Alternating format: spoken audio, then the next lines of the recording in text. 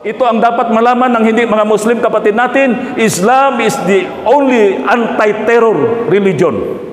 Alam niyo po bakit? Patunayan ko. Anong sinabi ng Allah sa Quran? Chapter 5 verse 37. Sinabi ng Allah, man katalan nafsa bigayri nafsin aw fasadin fil ard fakaannama katalan nasa jami'an. Whosoever kills a single life. Hindi sinabi buhay ng Muslim ang papatayin. Single life regardless of religion. Kung sino man ang kikitil ng isang buhay, kahit anong pananampalataya, mayroon man o wala, maliban sa pagbibigay ng hustisya, ay para na ring pinatay mo ang buhay ng tao sa sanlibutan, ang katauhan sa sanlibutan. And whosoever saves, man ahyaha, pakaahyan na sa jamian. And whosoever save a single life, hindi lang yung Muslim lang ang ililigtas mo. Kung may makikita ka dyan na nasa critical condition or ano, huwag mo na tanungin. Halimbawa, may aksidente dyan, naghihinalo na dyan ang mga tao. Ano ka ba? Muslim ka, brother, o Christian? Mag-Christian, pasensya na brother ha, magmamadali ako. No! We are obliged to save. Yun ang commandments ng Allah, regardless of religion. Pag iniwanan mo yun at ando doon ka, iniwanan mo, nagkasala kayo sa Allah. Diba brother? Ganyan dapat ang Muslim. Now, ang terrorist nagpapasabog tulad noon sa Hulo. Collateral damage, nagpapasabog ng kanyang sarili. Besides, in Islam, suicidal act or suicide in Islam is haram. Haram. Hindi pwedeng magkikitil ang tao sa kanyang buhay. Kaya in Islam, kahit masabi nila jihad, no, in Islam, the ends doesn't justify the means. Kaya ang Robin Hood sa Islam, kasalanan pa rin yun. Magnakaw ka sa mahirap, sa mamayaman, ibigay mo sa mahirap, kasalanan pa rin yun. Papasabugin mo ang sarili mo dahil gusto mong papatayin yung isang o 5 sundalo doon sa sasakyan, tapos tulad ng nangyari sa simbahan sa Hulo, lahat namatay, Muslim, Christian, bata, matanda, pati pusa at saka mga aso doon. Tapos sabihin mo, you will go to heaven. No! 100% they will go to hell. Wala silang basihan sa Islam. Kaya, Islam is the most anti-terror religion. Ipinagbawal po yung kapatid, yung sa 2 verse na binasa ko. Kahit baliktarin mo, hindi mag-coincide yung sa mga propagation ngayon ng mga terrorists. Isang dahilan din, that's why I get involved with this PAG. Nabahala po ako. Kung natatandaan po natin, kailan lang na-liberate ni Duterte yung Marawi. When he liberated the Marawi, tingnan nyo sa YouTube yung speech ni Digong sa Marawi nung na-liberate. Anong sinabi ni Digong? Hindi ako nasiyahan doon, nabahala ako. Anong sinabi ni Digong? Sabi niya, beware, these extremists or terrorist people are also upgrading their strategy now without using arms anymore. Ibig sabihin ay ina-upgrade daw nila ang mga strategy nila ngayon, hindi na gumagamit ng sandata. They will penetrate the Muslim community, yun. The masjid, the madrasa, by propagating their ideology. Papasukin daw nila ang mga Muslim community, ang mga madrasa, at saka mga mosque, upang ituro ang kanilang mga extremist na mga extreme ideology. So, ang tanong, hindi po ako nasisiyahan. Dahil bakit? Paano malaman natin yung nagsasalita, halimbawa ngayon sa atin, ay extremist o hindi? Dahil ang mga imam, ang mga ustad ay nagpropagate din sa loob ng moske.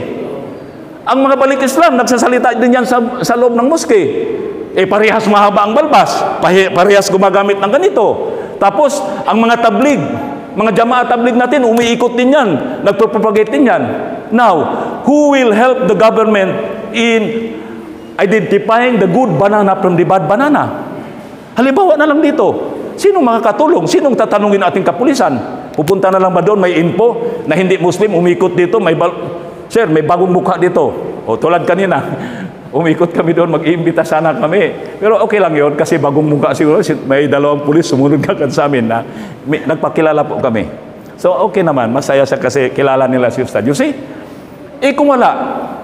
So yun mga kapatid, sabi ko, kailangan may grupo na pinapaniwalaan ng gobyerno upang tumulong sa kanila na magsabi kung sino yung mga bad banana. Higit sa lahat mga kapatid, it is our religious obligation to shield para po kung sa virus ito, ang mga spag tayo, mga vaccinator tayo. Kaagapay natin ang mga medical, ito mga kapulisan medical, tayo vaccinator. Para pagdating ng virus ng mga terorista, hindi natin natablag kasi naurit na natin. Na-inform na natin sila. So yun mga kapatid, ang kahalagahan na kailangan mga Muslim, kung alam lang po natin, andi dito na po tayo sa SPAG. Dapat sumali tayo sa SPAG dahil malaking ibadah ito mga kapatid.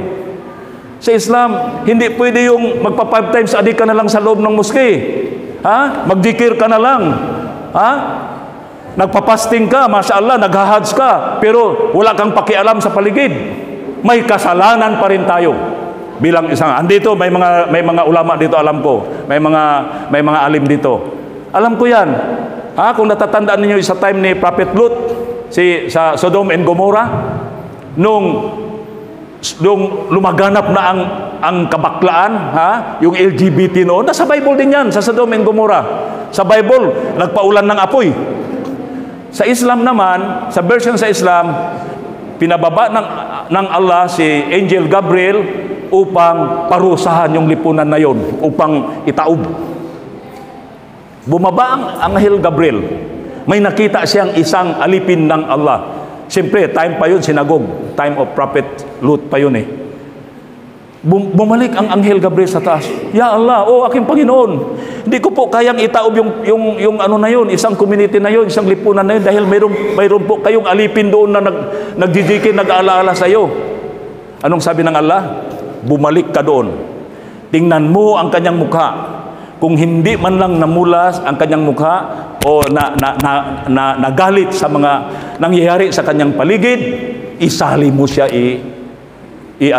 itaob. Pero mo yun. So in other words, Islam is not a selfish religion, yung makasarili.